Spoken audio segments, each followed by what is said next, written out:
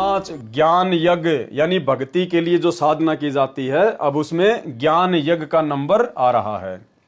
सदग्रंथों का अध्ययन तथा तत्वदर्शी संत का सत्संग ज्ञान यज्ञ कहलाता है। ज्ञान यज्ञ क्या है? गुरु जी के सत्संगों को सुनना, ध्यान से सुनना, गुरु जी के द्वारा लिखी गई पुस्तकों को ध्यान से पढ़ना, वो ज्ञान यज्ञ में आ जाती है। और जब हम उनको ध्यान से सुनते हैं या ध्यान से पढ़ते हैं तो हमारा ध्यान यज्ञ भी साथ में हो जाता है। सदग्रंथों का अध्ययन तथा तत्वदर्शी संत का सत्संग ज्ञान यज्ञ कहलाता है। गीता अध्याय 4 श्लोक 33 में कहा है कि हे परंतम अर्जुन, द्रव्य में यज्ञ की अपेक्षा ज्ञान यज्ञ श्रेष्ठ है। ज्ञान के सारे कर्म अर्थात सर्व संपूर्ण कर्म ज्ञान में समाप्त हो जाते हैं। यानी परमेश्वर हमें समझा रहे हैं कि द्रव्य में यज्ञ की अपेक्षा ज्ञान यज्ञ सर्वश्रेष्ठ है। द्रव्य में यज्ञ क्या होता है? किसी को ज्योति का पैसा दे दिया, किसी को पाठ का पैसा दे दिया, जैसे आश्रमों में आंखें बंद करके दिया जा रहा है। कहीं किसी ने धार्मिक भंडारे कर दिए, कहीं किसी ने कोई कम्बल बांट दिए। द्रव्य में यज्ञ का मतलब होता है पैसे के द्वारा जितने भी धार्मिक अनुष्ठान होते हैं। तो गुरुदेव भगवान कह रहे हैं कि द्रव्य में यज्ञ की अपेक्षा सबसे पहले ज्ञान को सुनो, सत्संग सुनो, ज्ञान को समझो, और पहले यह सुनिश्चित कर लो कि धन किसको देना चाहिए, दान किसको देना चाहिए, सुपात्र कौन है, कुपात्र कौन है, कौन सी जगह पर दान देने से पुण्य मिलेगा, कौन सी जगह पर दान करने से पाप मिलेगा। तो वर्तमान में सतलोक आश्रम मैनेजमेंट हरियाणा के पीछे जुड़ी हुई संगत को द्रव्य में दान करने से पहले सतगुरु रामपाल जी परमेश्वर जी के सत्संगों को अच्छे से समझ लेना चाहिए, क्योंकि आपके द्वारा दिया गया दान सरेआम राजनीति में लग रहा है, आरक्षणबाजी में लग रहा है, गुंडों की सीबीआई जांच में लग रहा है, आश्रम में फालतू में हॉस्पिटलों में आपका पैसा बर्बाद हो रहा है, धनाना गांव वालों के लिए 50-50 लाख रुपए के स्टेडियम बना दिए गए, उनमें आपका पैसा बर्बाद हो रहा है। सतलोक आश्रमों में फालतू में गाय भैंसे बनाई जा रही हैं, मिट्टी की, पत्थरों की, लहर तारा तालाब बनाए जा रहे हैं, फालतू में आप भाई बहनों का पैसा बर्बाद हो रहा है। झोपड़ियां बनाई जा रही हैं जिनमें कबीर जी की मूर्ति या फोटो रखी जाती है। भगत लोग वहां जा जाके सेल्फी लेते हैं, फोटोएं खींचते हैं। इन चीजों की कोई आवश्यकता नहीं है। ये फालतू में काल प्रेरणा से आप भाई बहनों का पैसा बर्बाद हो रहा है।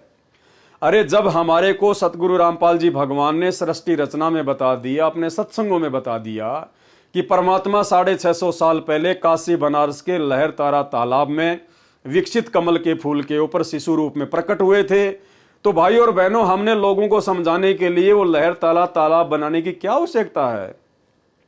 हमने वो कमल का फूल बनाने की क्या आवश्यकता है?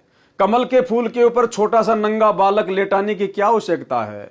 कमल के फूल के लिए बड़ा सा तालाब बनाकर उसमें पानी भरने की क्या आवश्यकता है? क्यों हम भक्तों का पैसा बर्बाद कर रहे हैं? वो परमात्मा जब सतलोक से आता है, शिशु रूप में लीला करता है, तो वो कवारी गायों का दूध पीता है। अब उस बात को समझाने के लिए सतलोक आश्रमों में जगह जगह गायें और उनकी जो बच्चियां होती हैं, उनकी बड़ी बड़ी मूर्ति लाके रख दी गई हैं। भाई और बहनों, क्यों वो लाखों रुपया भगत समाज का वो नकली मिट्टी की गाय भैंस खरीदने में लगा दिया गया? ना वो मिट्टी की गाय दूध देगी, ना वो आपको गोबर देगी। क्या काम की है? भगतों का लाखों रुपया बर्बाद करवा दिया गया।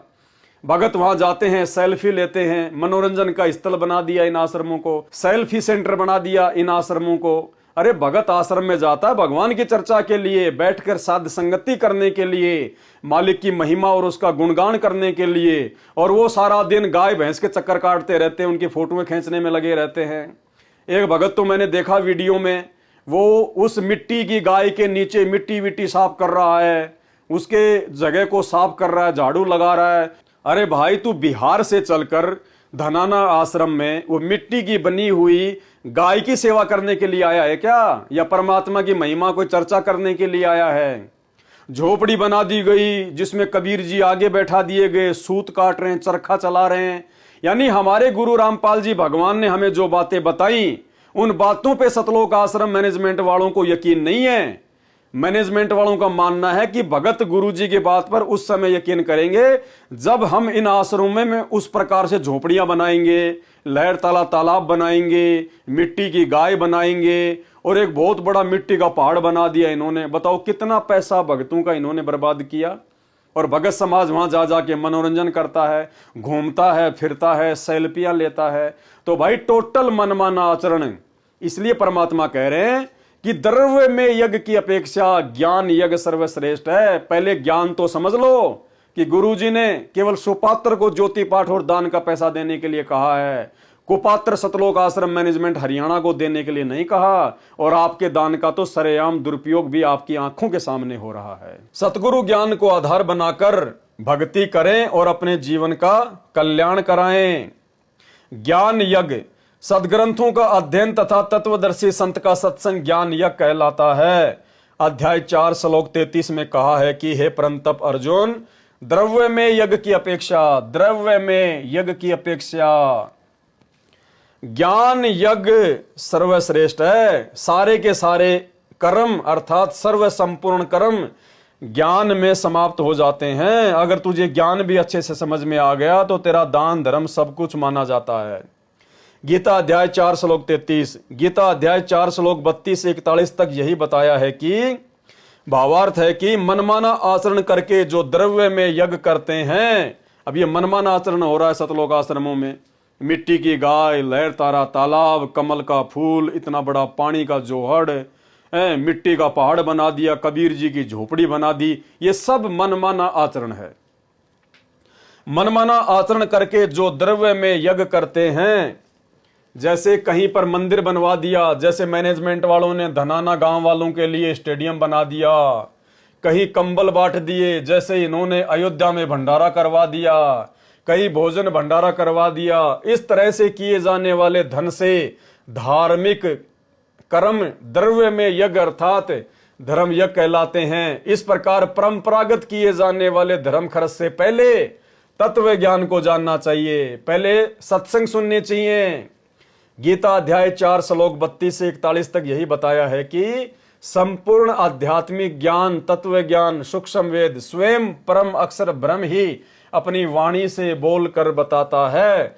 उसको तत्वदर्शी संत जानते हैं, उनसे जानो। आप लोगों ने तो उस तत्वदर्शी संत से उपदेश लेकर भी अपने धन का दुरुपयोग ही करवाया है। उस ज्ञान को जानकर साधक फिर कर्मों में नहीं बनता, जबकि सतलोक आश्रमों से जुड़ी हुई संगत उन कुपात्रों को ज्योति पाठ और दान का पैसा देकर कर्मों में ही बंध रही है, काल के अधीन ही जा रही है, क्योंकि आपके दान का सरेआम दुरुपयोग किया जा रहा है। उस तत्व ज्ञान के आधार से भक्ति कार्य करने से साधक को परम गति पूर्ण मोक्ष प्राप्त होता है।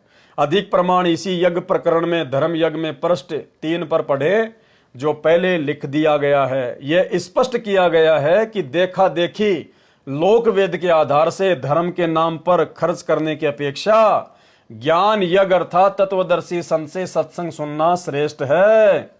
जिस प्रकार से संगत देखा देखी एक दूसरे भगत भाई बहनों की देखा देखी ज्योति पाठ और दान का पैसा दे रही है और उस पैसे का दुरुपयोग सरेआम सतलोक आश्रम मैनेजमेंट हरियाणा वालों द्वारा उनकी आंखों के सामने किया जा रहा है, उसके बाद भी उनकी आंखें बंद हैं। तो परमेश्वर उनकी आंखें खोलने के लिए कह रहे हैं। यह स्पष्ट किया गया है कि देखा देखी लोकवेद के आधार से धर्म के नाम पर खर्च करने की अपेक्षा ज्ञान यज्ञ अर्थात तत्वदर्शी संत से सत्संग सुनना श्रेष्ठ है। फिर गुरु दीक्षा लेकर उनके मार्गदर्शन अनुसार धर्म के नाम पर दान करना शास्त्र अनुकूल साधना होने से श्रेयकर है। लेकिन यहां तो गुरुजी से उपदेश लेकर गुरुजी का ज्ञान सुनकर भी लोग कुपात्र सतलोक आश्रम मैनेजमेंट हरियाणा को दान धर्म करके परमात्मा से दूर होते जा रहे हैं, अर्थात मर्यादाएं खंडित होती जा रही है। ज्ञान यज्ञ समझने के लिए पढ़ें पुस्तक आध्यात्मिक ज्ञान गंगा। ज्ञान यज्ञ का कुछ अंश आप जी को इस भक्ति बोध के अनुवाद में भी पढ़ने को मिलेगा। जो गुरु बचन पे डट के कट गे फंद 84 के, कट गे फंद 84 के, कट गे फंद 84 के।